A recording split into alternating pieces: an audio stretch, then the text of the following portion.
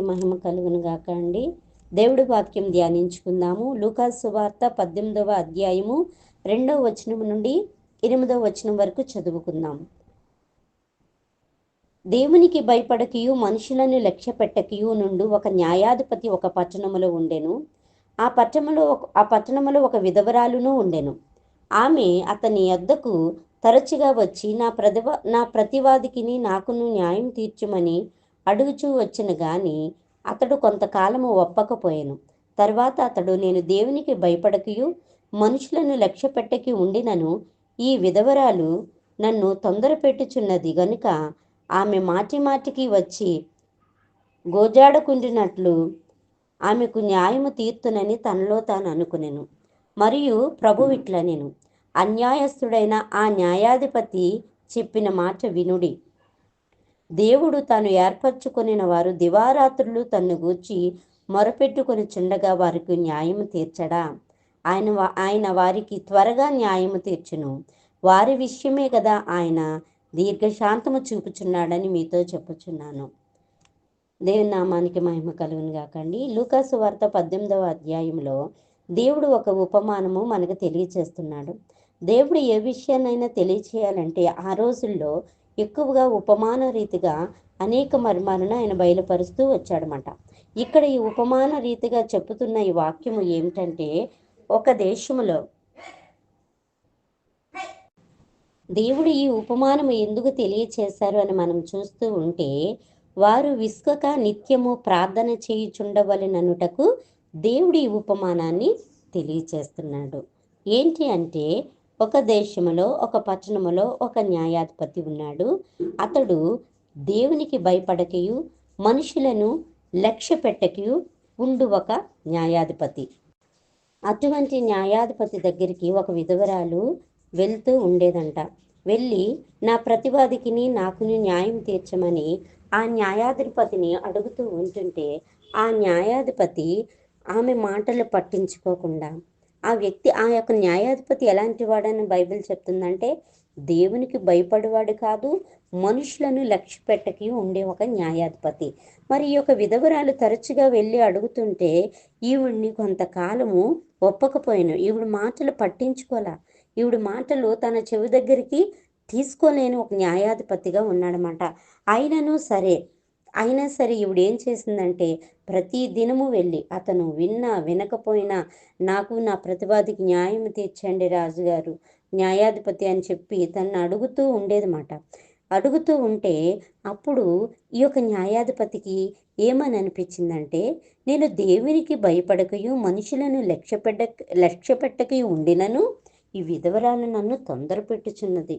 ఏం చేస్తుందంటే, తొందర పెడుతుంది. న్యాయం తీర్చకపోయినను ఆ యొక్క న్యాయాధిపతిని తొందర పెట్టుచూ ఉన్నదన్నమాట.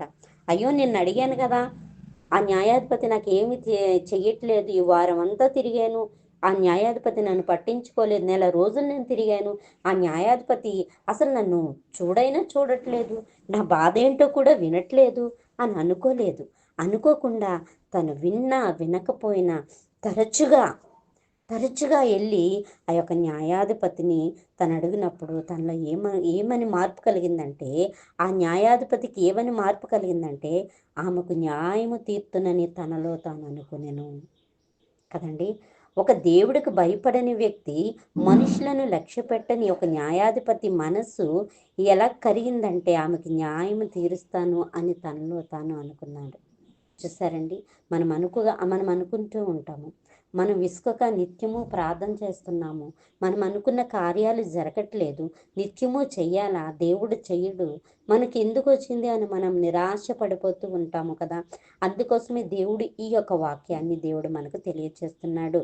మరి దేవుడి కింద ఏమంటున్నాడంటే, ఆ మాట విని ప్రభువు ఇట్లనెను, అన్యాయస్తుడైన ఆ న్యాయాధిపతి చెప్పిన మాట వినుడి. విన్నారు కదండి, ఏమనన్నాడు? ఆమెకు న్యాయము తీర్తునని తనలో తాను అనుకునేను. వినుడి, దేవుడు తాను ఏర్పరచుకుని వారు దివారాత్రులు తన్ను గూర్చి మొరపెట్టుకుని చుండగా వారికి న్యాయం తీర్చడా? కదండి. దేవుడికి భయపడని వ్యక్తే న్యాయం తీర్చాలని తన మనసు మార్చుకున్నప్పుడు, మన కోసం రక్తము కాచి ప్రాణము పెట్టి దేవుడు మన కోసము తను తాను రిక్తునిగా చేసుకొని మనల్ని ఇంతగా ప్రేమించి మనల్ని ఏర్పరచుకున్న దేవుడు మన మొర వినకుండా ఉంటాడా అండి? తప్పకుండా వింటాడు. మనం ఏం చేయాలంటే విసకకూడదు. అవిశ్వాసం మనలో ఉండకూడదు. విశ్వాసము కలిగి దేవుడు ఇచ్చే వరకు మనం అడుగుతూనే ఉండాలి. అడుగుతూనే ఉంటే ఆ యొక్క దేవుణ్ణి భయపడకి, మనుషులని లక్ష్యపెట్టకి ఉన్న ఆ న్యాయాధిపతి ఆ యొక్క విధవరాలకి న్యాయం తీర్చినప్పుడు మన దేవుడు న్యాయాధిపతికే న్యాయాధిపతి. ఆయన మాట తప్పనివాడు. అతను అవునంటే అవును, కాదంటే కాదు.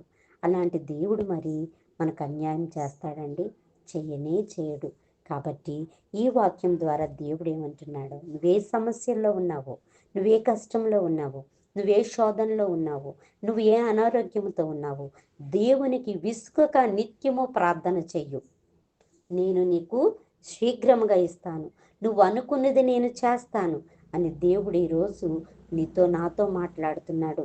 మరి ఈ వాక్యం విని మరి మీరు మోకరించి ప్రార్థన చేసి, ప్రభువా నేను ప్రార్థన చేయట్లేదు విసుకక, నేను నిత్యము ప్రార్థన చేయట్లేదు ప్రభా, నన్ను క్షమించు తండ్రి అని ఆయన పాదాలు పట్టుకుంటే దేవుడు కనికరించే దేవుడు.